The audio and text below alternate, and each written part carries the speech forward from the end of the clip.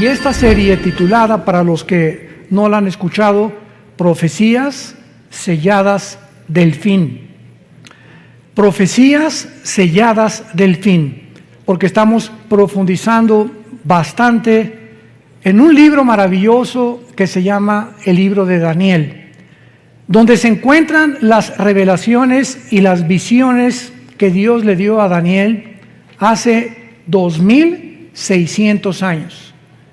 Y encontramos aquí las profecías de todos los imperios que iban a surgir en el futuro, que es donde nos encontramos ya ahorita. Aquí se encuentra todo lo que va a pasar en los tiempos que estamos atravesando, y aquí se describe claramente también el futuro de Israel, nación con la cual Dios ahorita la puso en la banca. Ahorita la iglesia se ha levantado, dice Romanos 11, hemos sido injertados en el olivo natural que es Israel. Nosotros somos el olivo silvestre, y ahorita ya no hay judíos, ya no hay palestinos, ya no hay musulmanes, ya no hay mexicanos, ya no hay españoles. Ahora todos aquellos que abracen la cruz y acepten a Jesucristo como su Salvador son y forman parte de la familia de Dios.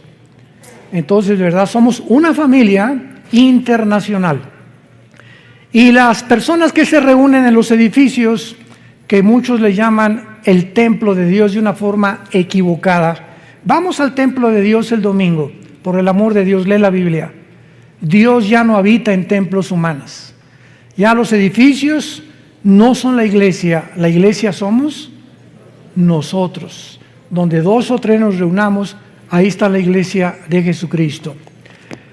En esta serie he tratado de demostrar en estas pasadas 2 conferencias de que todas las profecías del Antiguo Testamento, principalmente en Daniel, repito, porque en Daniel encontramos continuamente al ángel diciéndole a Daniel: Daniel, esta visión es para el tiempo del fin, esta profecía es para los últimos tiempos.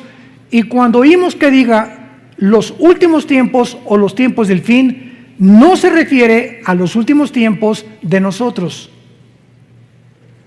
Esto es muy importante. Una cosa son los últimos tiempos de Israel y otra cosa son los últimos tiempos de la iglesia. Cuando encontramos en el Antiguo Testamento, en los postreros días, en los tiempos finales, en los últimos tiempos, séllalo hasta el tiempo del fin, se refiere al tiempo de la gran tribulación. Porque hasta la gran tribulación, cuando termine Dios de tratar, purgar, emblanquecer, purificar a los israelitas, es cuando entonces nosotros ya nos fuimos 7 años en el arrebatamiento. Jesús ya en cualquier momento viene por nosotros, antes de que este mundo que se encuentra en el abismo, el mundo actual se encuentra en el abismo, en la orillita. Hemos llegado al final a la total depravación, degeneración, confusión a la que el ser humano hubiera podido llegar después de que en el siglo XX y la tecnología, y llegamos a la Luna y el Marte y la biometría y las comunicaciones internacionales y las redes sociales, y lo único que hemos hecho hasta ahorita es el ridículo. Nunca la confusión política había sido tan grande como ahora.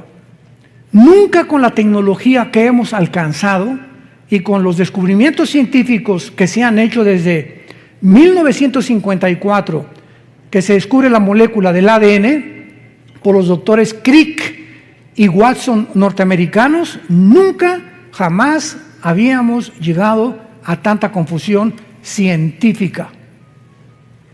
Ahora ya está cayendo, derribándose la famosa teoría de la evolución. Ya lo que descubrieron en Israel hace 1 o 2 semanas hizo polvo la evolución. El descubrimiento del ADN hizo polvo la evolución. El descubrimiento de la física, la primera y la segunda ley de termodinámicas, hizo polvo la evolución. Una mentira que nos enseñaron durante más de un siglo. Y que se seguía y se sigue todavía enseñando en muchas universidades, que venimos de Chita. que somos el producto accidental de una evolución y que venimos de los animales cuando la ciencia, la física, la biología, etcétera, etcétera, contradicen científicamente. Vamos a hacer a un lado la Biblia. La misma ciencia contradice que es imposible la evolución cuando descubrieron el ADN. Sin embargo, esto nos enseña que cuando una mentira se repite 100 años, se acaba aceptando como una verdad. Dice el profeta Isaías, detuvieron la verdad. Y como el ser humano carece de iluminación para saber cuál es la verdad, el mundo tenía forzosamente que llegar al punto en donde nos encontramos. Nos encontramos en el abismo, donde las cosas no van a mejorar, las cosas van a ir de mal en peor. En el libro de Daniel, capítulo 12, encontramos la introducción que dice, en aquel tiempo se levantará Miguel. Daniel 12, versículo 1, el gran príncipe que está de parte de los hijos de tu pueblo, será tiempo de angustia, cual nunca fue desde que hubo gente hasta entonces. Pero en aquel tiempo, ese es aquel tiempo que se repite otra vez en el versículo 1. ¿Ya lo vieron? Comienza diciendo, en aquel tiempo se va a levantar Miguel, el comandante en jefe de los ángeles de Dios, y habrá un tiempo de angustia, y en aquel tiempo será libertado tu pueblo. ¿De qué tiempo está hablando el ángel al profeta Daniel? Del tiempo de la gran tribulación. Y lo dice claramente, será un tiempo que jamás lo hubo, cuando hubo gente hasta entonces. Y estas mismas palabras, Jesús las repite en Mateo 24, 21. Porque habrá gran tribulación como nunca el ser humano la ha visto jamás. Ni en el Holocausto judío, ni en la Primera Guerra Mundial, ni en la Revolución Bolchevique, ni en la Segunda Guerra Mundial, ni en la Guerra de Vietnam, ni en la Guerra de Corea, ni en los tsunamis que ha habido, ni terremotos. Lo que va a pasar sobre el mundo es algo inusitado que jamás en la historia se había visto. ¿Por qué? Bueno, cuando ya vamos al libro de Apocalipsis, vemos la respuesta. El abismo, que es donde se encuentran los demonios, que está en el centro de la tierra, el abismo, se va a abrir y van a salir del abismo millones de espíritus demoníacos para atormentar a los seres humanos mental y físicamente en los tiempos del anticristo. Al mismo tiempo que los demonios van a salir todos en libertad, imagínense abrirle las cárceles federales, las clases de máxima seguridad ahorita a todos los criminales del mundo. Imagínense lo que podría suceder. Pues esto sería como Disneylandia comparado con los demonios que van a salir. Agreguémosle que el anticristo va a tener poderes sobrenaturales, señales engañosas. El falso profeta va a hacer llover fuego del cielo. Y en ese tiempo los habitantes de este mundo van a creer realmente que son extraterrestres. Les van a adjudicar poderes de otros mundos.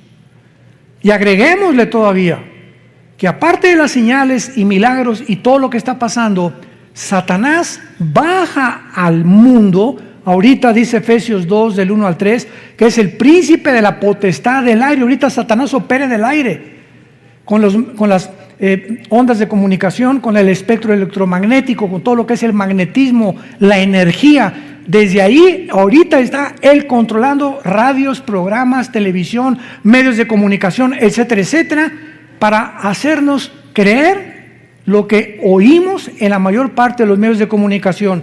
Pero Satanás no baja solo al mundo, lo acompañan los ángeles caídos. Entonces el mundo se convierte en la habitación de demonios de señales, de milagros mentirosos y de Satanás con sus ángeles caídos que, repito, crecerán extraterrestres. Porque los ángeles tienen forma humana cuando se manifiestan en el mundo. Dice en 2 Corintios que Satanás se disfraza de ángel de luz. Esto es a lo que se refiere hace 2600 años el ángel que le da estas palabras al profeta Daniel.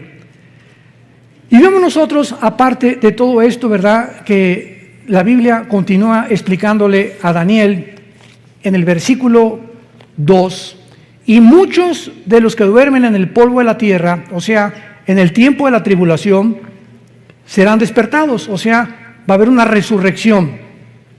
Unos para vida eterna y otros para vergüenza y confusión perpetua. Damas y caballeros, santos de Dios, no todos vamos a resucitar al mismo tiempo. Pongan mucha atención. No todos vamos a resucitar al mismo tiempo.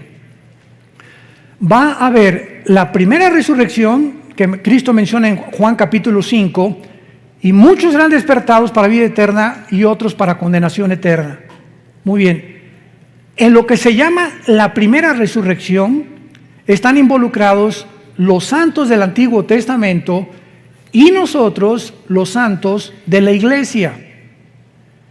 Y la otra resurrección para condenación se encuentra hasta Apocalipsis 20, del 11 al 15, que se llama el juicio del gran trono blanco, donde van a resucitar los incrédulos o todos aquellos que rechazaron las leyes y los mandamientos de Dios. Pero vayamos a ver por qué decimos que hay un orden en la resurrección, porque Dios es un Dios de orden. Vayamos a la primera carta a los Corintios, capítulo 15, y veamos con muchísimo cuidado de qué forma el apóstol Pablo describe este orden de la resurrección que iremos desarrollando a continuación. 1 Corintios 15, versículo 20 en adelante. Mas ahora Cristo ha resucitado de los muertos, primicias. Esta palabra, apúntalo en tu Biblia, es primeros frutos. Primeros frutos.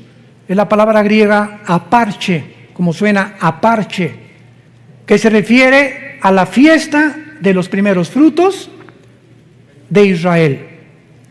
Acuérdate que primero era la Pascua, después venía los panes sin levadura, después venía los primeros frutos y después vino Pentecostés. Y quedan 3 fiestas para poder terminar el plan de Dios.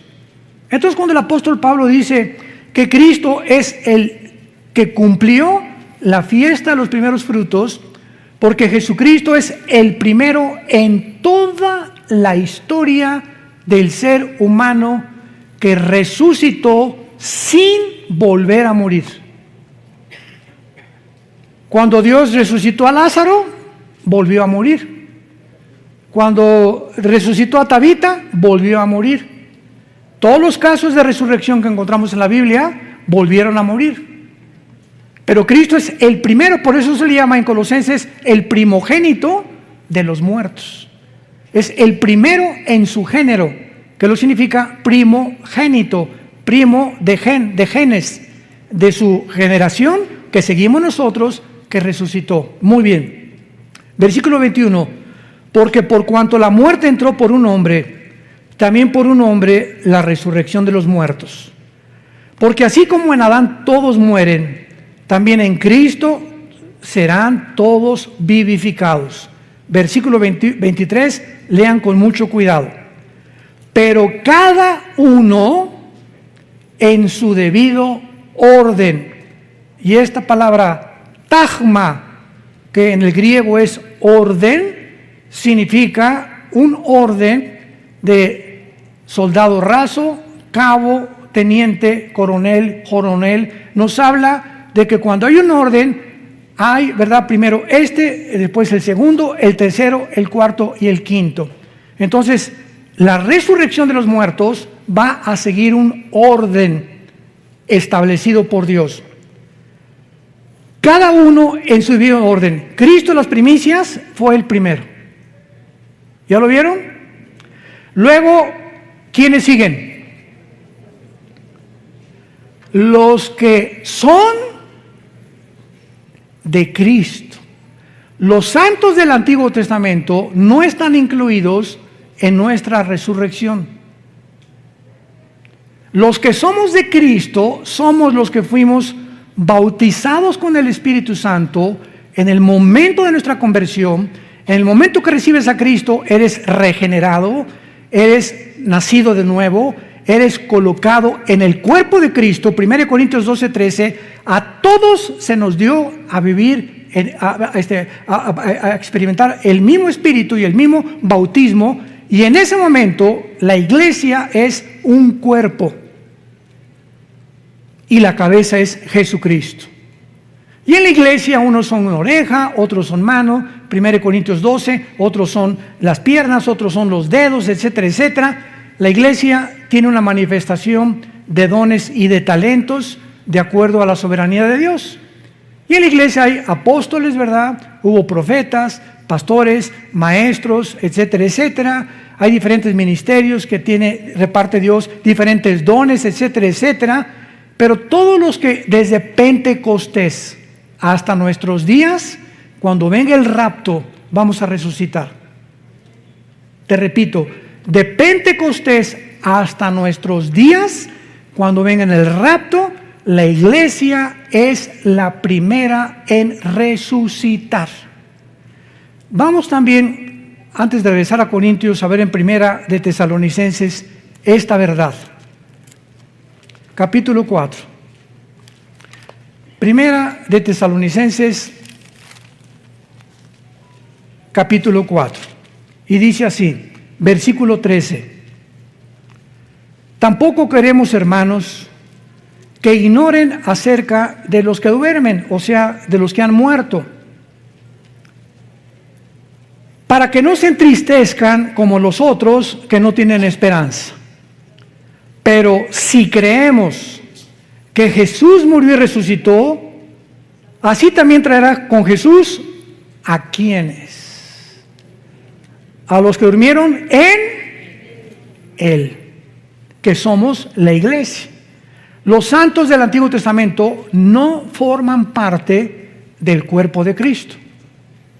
Y esto ya le explica Pablo en Efesios capítulo 2, que tanto los judíos con el Antiguo Testamento ahora y griegos, ahora no hay judíos, ahorita no hay un pueblo de Dios Israel, ahorita somos todas las personas de todas las naciones que formamos parte, y que cuando recibes a Cristo te conviertes, nos convertimos en hijos de Abraham. Entonces puede venir ahorita un judío y decirme, yo desciendo de Abraham, y le contesto étnica y terrenalmente y genéticamente, porque eres judío, desciendes de Abraham, claro, fueron lo que los fariseos le dijeron a Cristo, somos hijos de Abraham. Pero la verdadera descendencia de Abraham son los que tenemos la semilla. Y todo esto lo explica Gálatas capítulo 3. Cristo es la semilla prometida a Isaac. En Isaac te será llamada descendencia, o la esperma de Isaac vendrá después Jacob, Judá, Salomón, David, y ahí viene toda la descendencia. Y cuando recibes a Cristo, esa semilla, esa promesa que Dios le hizo a Abraham era espiritual. Entonces dice la Biblia, ahora los que somos de la fe somos de Abraham. Y dice Romanos capítulo 2, no todos los que descienden de Israel son judíos, porque no es la circuncisión de la carne, sino la circuncisión del corazón. Tú a lo mejor no eres circuncidado porque era el pacto, era una señal del pacto de Israel, pero si tienes a Cristo, formas parte del pueblo de Dios. Y a lo mejor si eres circuncidado y eres judío, aunque estés circuncidado, no eres parte del pueblo de Dios, porque no tienes a Yeshua Mashiach, a Jesús el Mesías, en tu corazón. ¿Me van siguiendo? Esto es importantísimo. Entonces por eso es ridículo, ¿verdad?, que haya cristianos que se ponen la kipá. Y a una iglesia mesiánica ahora, ¿verdad? Gracias a Dios que hay judíos que se están convirtiendo. Pero eso que nosotros queramos hacernos judíos y ya lo somos. Ya lo somos. ¿Por qué? Por la semilla de Abraham, porque tenemos a Cristo. No tenemos que adoptar lo que ellos hicieron. Ellos tienen el judaísmo. Esto es importantísimo para la iglesia, porque hay un movimiento tremendo, ¿verdad?, de cristianos que se quieren hacer judíos. ¿Para qué? Estás mejor así de tlaxcalteca. No niegues tus raíces. Muy bien. Entonces vemos nosotros que en Daniel 12, versículo 2, dice la Biblia que los judíos, desde Adán hasta Pentecostés, que nació la iglesia, hasta Hechos capítulo 2, la iglesia nació cuando el Espíritu Santo bajó en Pentecostés y formó la iglesia, el cuerpo de Cristo, que se llama un nuevo hombre. Y dice la Biblia en 2 Corintios 5, el que está en Cristo, nueva. O sea, esta nueva creación no existía. Cuando Dios descansó en Génesis capítulo 2, el séptimo día, ¿qué significa? ¿Que Dios se acostó en una hamaca? No, que Dios dejó ya de crear nada nuevo. Todo conforme a su semilla, ardillas, hipopótamos, ballenas, todo, ¿verdad? Todo ya lo dejó Dios como lo había hecho. No volvió a crear nada. Pero cuando llega el momento de la iglesia, Dios hace una nueva creación, que somos nosotros.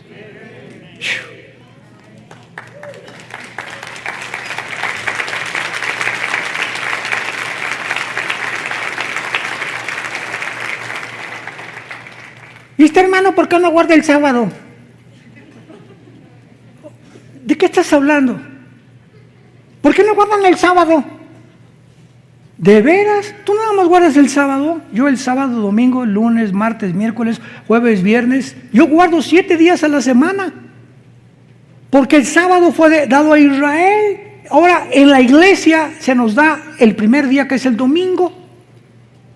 El primer día de la semana Cristo resucitó. El primer día de la semana vino el Espíritu Santo. Y los apóstoles comenzaron a reunirse ya no el sábado, sino el domingo, para que viéramos la diferencia de las dos entidades. Una es Israel, otra es la iglesia. No las confundamos. Ahora, Israel era la esposa de Dios y se divorció. Dios está divorciado ahorita de Israel. Nosotros somos la novia de su hijo. 2 Corintios 11, del 1 al 3. Desposados como una virgen pura. Alguien me preguntó, ¿qué acaso tiene Dios 2 esposas? Le dije, por favor, entiende la Biblia. Dios ha hecho a un lado a Israel y va a regresar. Romanos 9, 10 y 11, va a regresar en la tribulación a purificarlos, purgarlos, y los que crean en la tribulación en Jesús pasarán al milenio junto con la iglesia nosotros. Pero ahorita Dios está divorciado. ¿Dónde dice eso? Vayamos al libro de Isaías.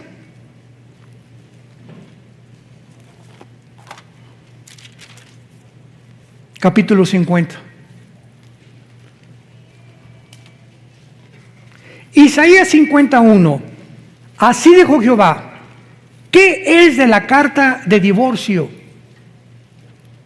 La palabra que se escribió es repudio en el hebreo, y en el griego es shorin, que significa separación o divorcio. Está preguntando Dios: ¿qué es de la carta de divorcio de vuestra madre, de la cual yo la repudié? La madre es Israel, de los judíos. ¿O quiénes son mis acreedores a quienes yo he vendido? He aquí que vuestras maldades son vendidos y por vuestras rebeliones fue repudiada vuestra madre, que es Israel. Compáralo con Jeremías, capítulo 3, antes de que me llames hereje. Versículo 8. Jeremías 3, 8. Ella, está hablando de Israel, vio que por haber fornicado la rebelde Israel, yo la había despedido y dado carta de divorcio. Dios le está explicando tanto a Jeremías como a Israel: yo estoy divorciado de Israel. Pero no tuvo temor la rebelde Judá, su hermana, sino que también fue ella y fornicó. ¿Por qué Dios se divorció de Israel? La fornicación que Israel cometió era venderse a las naciones. Espiritualmente, en el Antiguo Testamento, la fornicación es un símbolo de unirte al mundo. Y en Santiago capítulo 4 en el Nuevo Testamento dice: oh almas adúlteras. Cuando un cristiano se va al mundo, has cometido fornicación. ¿Por qué? Porque estás traicionando los votos de lealtad y devoción que le tenemos a Jesús. Si tu esposa se va con otro hombre, es adulterio. Y el adulterio es la única causal y el abandono de hogar en el Nuevo Testamento para poder divorciarte. 1 Corintios capítulo 7. Las mismas causales por las cuales Dios se divorció de Israel le pertenecen a la iglesia. Dios se divorcia de Israel espiritualmente, y en el Nuevo Testamento el divorcio físico, visible, terrenal, es si tu esposa se va con otro o tu esposo se va con otro. Es la única causal, no hay otra causal más que el divorcio y el abandono de hogar. Que te diga a tu esposo: adiós, dile: adiós, gavilán pollero. Bye bye, que Dios te bendiga. Y quién sabe si lo bendiga, ¿verdad? Bueno, entonces, esto es importante, ¿verdad? El Dios del Antiguo Testamento está divorciado, y ahora nosotros, la iglesia, que somos un nuevo cuerpo, somos una novia de su Hijo Jesucristo. Qué grande demostración que la iglesia e Israel son dos entidades completamente diferentes. Porque hay enseñanzas cristianas donde mezclan y dicen: no, ya Dios acabó con Israel, ya no hay, la iglesia tomó su lugar, etcétera, etcétera. Y esto no lo enseña la Biblia. Dios le dice a Israel: adiós, ahí nos vemos. Y Jesucristo dijo en Jerusalén, cuando lo iban a crucificar el domingo de Ramos: Baruch Hashem Adonai Eloheinu, bendito me dirán el que viene en el nombre del Señor, hasta que Jesucristo regrese. Y los judíos, después de la tribulación, Apocalipsis 1:8, mirarán al que traspasaron.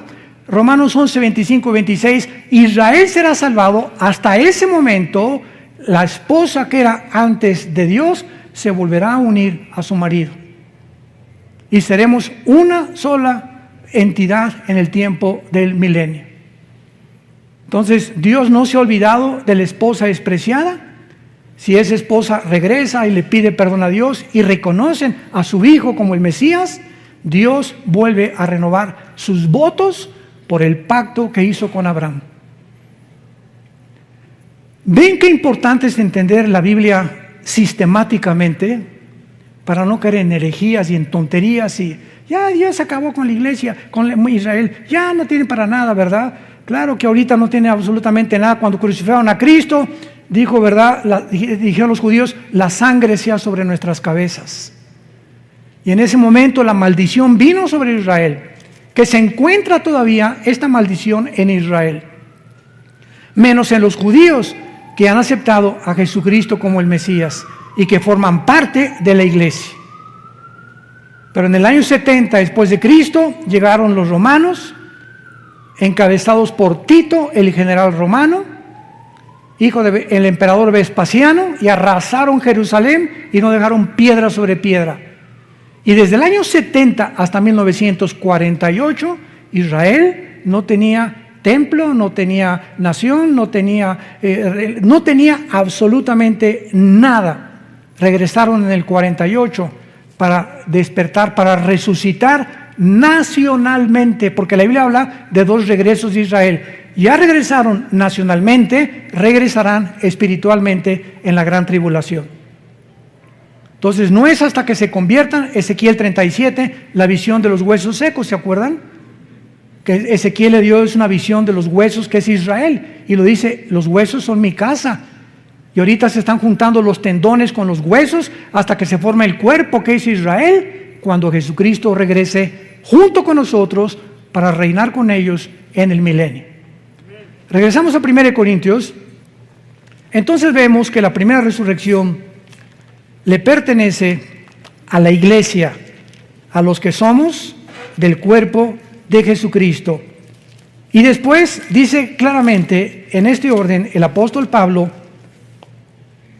los que son de Cristo en su venida, luego el fin cuando entregue el reino de Dios y Padre. Muy bien. La resurrección, viene Cristo mañana, supongamos, o la semana que entra, desaparecemos millones de personas. Yo pienso sinceramente que somos la generación que no va a gustar la muerte, que somos la generación que no vamos a saber lo que es morir. De repente las noticias se congestionarán, los medios de comunicación, aviones que van a caer porque el piloto desaparecieron, accidentes de tránsito, todos los niños menores de edad desaparecerán del planeta, siendo ya de padres incrédulos o no padres incrédulos. Los niños son de Dios, dejen que los niños se acerquen a mí. No dijo Jesús, nada más los cristianos, o nada más los judíos, no, que se acerquen todos los niños, son míos los niños, pertenecen de una forma misteriosa y espiritual a Jesucristo. Y entonces van a pasar 7 años de tribulación, y cuando termine la tribulación resucitan todos los santos desde Adán hasta la cruz. Y después en el milenio va a haber otra resurrección, porque cuando Cristo venga, hagan de cuenta que entramos ya al milenio, resucitados nosotros con cuerpos resucitados, bajamos del cielo con Cristo con cuerpos glorificados ya, pero cuando venga Cristo, dice Zacarías capítulo 13 versículo 8, que una tercera parte va a sobrevivir la tercera guerra mundial. Una tercera parte sobrevivirá la guerra del Armagedón. Y esta tercera parte que sobreviva, va a haber, Mateo 25, un juicio de los cabritos y de las ovejas. Y Dios va a juzgar a los cabritos y a las ovejas. Las ovejas son las que siguieron a Jesús en la tribulación, los cabritos, los que le rechazaron, serán condenados, y los sobrevivientes cristianos de la tribulación van a pasar al milenio. Los que se convirtieron en la tribulación y se salvaron de la muerte del anticristo. Pero esas personas que entran al milenio tienen que morir, ¿verdad? Porque se ha establecido Romanos 9 que los hombres muramos una sola vez y después el juicio. Entonces, ¿cómo van a entrar a la eternidad estas personas que pasaron de la tribulación vivos al milenio si no han resucitado? Entonces, la mayor parte de estos que van a entrar se van a rebelar contra Cristo, Apocalipsis 20 del 10 en adelante, y Satanás será sacado del abismo y encabezarán la última guerra, Gog y Magog, que es diferente de la Ezequiel 38-39, para pelear contra Cristo. Y los que se hayan convertido en milenio resucitarán para entrar a la nueva Jerusalén.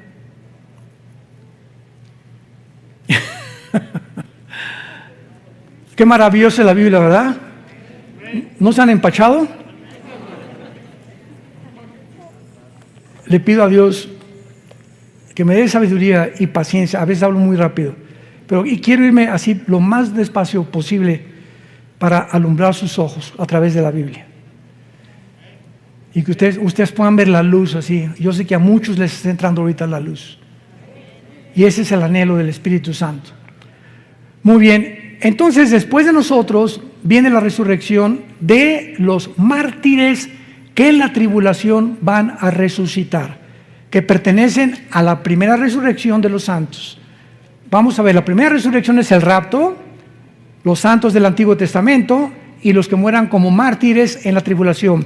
Vayamos a Apocalipsis 7 y veamos los millones de personas que en la tribulación se van a convertir, y el apóstol Juan los ve en el cielo resucitados. Apocalipsis 7, versículo 9.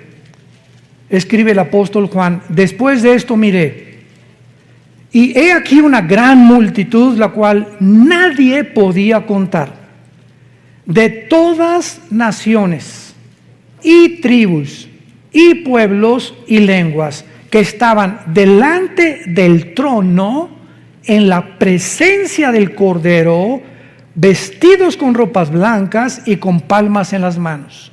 Las ropas blancas nos hablan de que ya estaban resucitados. Y clamaban a gran voz diciendo la salvación, etcétera, etcétera. Versículo 13. Entonces uno de los ancianos habló diciéndome: estos que están vestidos de ropas blancas, ¿quiénes son? ¿Y de dónde han venido? Yo le dije: Señor, tú lo sabes. Y él me dijo: estos son los que han salido de la gran tribulación y han lavado sus ropas y las han emblanquecido en la sangre del Cordero. Aquí encontramos posiblemente a los 144,000 y a todos aquellos que en la tribulación van a morir como mártires. Aquí ya llevamos que nosotros fuimos primeros, ellos serán segundos y en tercer lugar, vamos a Apocalipsis 11, están incluidos los 2 testigos al final de la tribulación. Dice Apocalipsis 11, versículo 7, cuando hayan acabado su testimonio, está hablando de los 2 testigos, la bestia que sube del abismo hará guerra contra ellos y los vencerá y los matará, y sus cadáveres estarán en la plaza de la grande ciudad, que en sentido espiritual se llama Sodoma y Egipto, donde nuestro Señor fue crucificado. De una forma inequívoca es Jerusalén, donde los 2 testigos serán asesinados por el anticristo. Y vean ustedes las palabras con las que el Espíritu Santo califica a Israel. Israel se convertirá como Egipto, que es el símbolo del mundo, y como Sodoma, que es el símbolo de la depravación moral. Y no es coincidencia que Tel Aviv, la ciudad ahora de Israel, se esté considerando la capital mundial del movimiento gay. Tel Aviv es ya la capital del movimiento gay en el mundo. Y hay cantidad de cristianos evangelizando a todos estos hombres y mujeres que necesitan a Jesús. Porque Jesús murió por todos aquellos, por más pecador que tú seas, Cristo te ama. Pero Él te pide que te arrepientas de tus pecados y que entiendas que los géneros no se pueden tergiversar ni pervertir. Solamente hay 2 géneros, varón y hembra, nada más. Esta semana el gobierno americano acaba de declarar que en todos los pasaportes nuevos de Estados Unidos se incluya el tercer género. En todos los pasaportes desde esta semana americanos, norteamericanos, viene incluido el tercer género. Si tú le quieres poner otra cosa. No nos vamos a profundizar en eso. Y entonces van a ser asesinados, versículo 9, y los de los pueblos, tribus, lenguas y naciones verán sus cadáveres por 3 días y medio y no permitirán que sean sepultados. Los moradores de la tierra se regocijarán, se alegrarán y enviarán regalos unos a otros, porque estos 2 profetas habían atormentado a los moradores de la tierra. Me detengo aquí. ¿Por qué el mundo ahorita se ha vuelto contra nosotros? ¿Por qué? Porque se sienten atormentados con la predicación del Evangelio de Cristo. En lugar de que sientan una medicina y un aliento, yo cuando oí el Evangelio dije: Dios mío, esto es lo que yo estaba esperando toda mi vida. Hay personas que se molestan. Y ahora tú no puedes predicar esto. La iglesia es un hospital para todo tipo de personas, lesbianas, transgénero, homosexuales, borrachos, parranderos y jugadores. Esto es la iglesia. Le abrimos la puerta a todos para que podamos ser sanados de la condición en la que el mundo tal vez nos empujó a ser. Cualquiera de ustedes que oiga mi testimonio no lo vas a creer. No lo vas a creer lo que yo era antes de venir a Jesús hace 46 años. Este año cumplo 46 años, no de edad, de cristiano. Y 43 años cumplo este año de predicar la palabra de Dios. A los 3 años de convertido, comencé a predicar en la sierra a los indígenas de Oaxaca y de Guerrero. Tuve 3 años en la sierra, durmiendo en pisos de adobe, tapándome con periódicos. Mi cojín era un ladrillo envuelto en periódicos, así que si realmente alguien ha vivido la pobreza, he sido yo. Pero antes de eso, tú no te imaginas lo que yo era, ni quiero... Creo que en internet está algo de mi testimonio. Pero Juan Charrasqueado se quedaba chiquito. Pero lo que nos interesa es lo siguiente, y dice el versículo 11, pero después de 3 días y medio, entró en ellos el Espíritu de vida, enviado por Dios, se levantaron sobre sus pies y gran temor cayó sobre los que los vieron. O sea, los 2 testigos son el último fruto de la resurrección. Entonces, la iglesia en el rapto, todos los mártires a la mitad de la tribulación y los 2 testigos al final. Y cuando Cristo venga, en cuarto lugar, los santos del Antiguo Testamento. Este es el orden que Dios ha establecido, es un orden, y no importa el tiempo que los del Antiguo Testamento van a resucitar después de la tribulación, nosotros primero, etcétera, etcétera, pertenecemos a lo que se llama la primera resurrección, que está dividida en diferentes tiempos. Y la otra, la única en la que tú vas a resucitar, si tú no tienes a Cristo, será al final del milenio. Apocalipsis 20 del 11 al 15 se llama el juicio del gran trono blanco. Dios va a abrir los libros, uno, el libro de la vida, el libro del Cordero, etcétera, etcétera, y el que no se halló inscrito será lanzado al lago de fuego, que es la muerte segunda. Ahí Dios, enfrente de los ángeles, nosotros como la iglesia, dice 1 Corintios 6 del 2 al 3, que seremos el jurado, nosotros la iglesia seremos el gran jurado. Dios te demostrará que Él te amó, que dio su vida por ti en una cruz, que en esta mañana te está hablando para que te arrepientas y vengas a la cruz. Y si tú continúas rechazando eso, Dios no te puede forzar. Te puedes burlar ahorita, mascar tu chicle, decir no lo creo, puedes hacer lo que quieras, pero estas palabras son fieles y verdaderas, porque son la palabra de Dios. Y Dios te da la oportunidad en este momento que vengas a la cruz, que le entregues tu vida, que te arrepientas de tus pecados y que conozcas lo que es verdaderamente ser libre, espiritual, mental y físicamente. Oremos. Gracias, Señor, por tu palabra en esta mañana. Gracias, Señor, por habernos dejado del camino, porque tu palabra dice, no hay en ellas nada perverso, en ellas, todas ellas son rectas al que entiende y razonables a los que han alcanzado la sabiduría. La ley de Jehová, los mandamientos que Dios nos da, son perfectos, porque convierten el alma. El testimonio de Jehová es fiel, hace sabio al sencillo. El temor de Jehová permanece para siempre. Todo lo que Dios nos dice es deseable, más que el oro y más que el oro afinado, y dulce más que la miel que destila el panal. Te damos gracias, Señor Jesús, por haber dado tu vida en esa cruz, por haberte levantado de los muertos, para decirnos que nosotros seguimos detrás de ti. Animarnos que esta vida es temporal, seremos librados de la corrupción de esclavitud a la libertad gloriosa de los hijos de Dios. Y en esta mañana, tú que me escuchas, invita a Cristo a tu corazón. Arrepiéntete de tu vida. Tú eres pecador, dice la Biblia, y la paga del pecado es la muerte.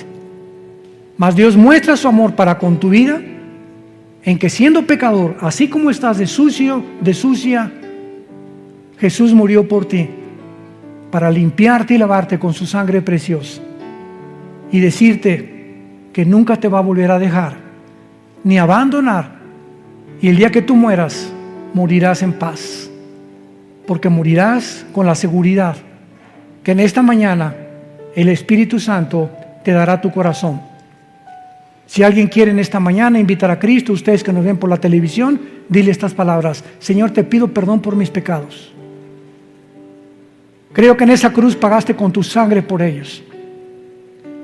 Y creo que a los 3 días tu Padre te levantó de los muertos. Y como creo que vives, te pido en este instante que entres a mi corazón como mi Señor y mi Salvador. Señor Jesús, gracias por tan grande amor y por darme la vida eterna y la absoluta seguridad y certeza que cuando yo muera, moriré en paz, porque sé que me estarás esperando para gozarme la otra vida, que mi fe no fue en balde y que tus promesas fueron fieles y verdaderas. En el nombre de Jesús. Amén. Gracias a Dios por la palabra de Dios. Gracias a Dios por la Biblia. Gracias, Padre, por este libro maravilloso que nos has dejado.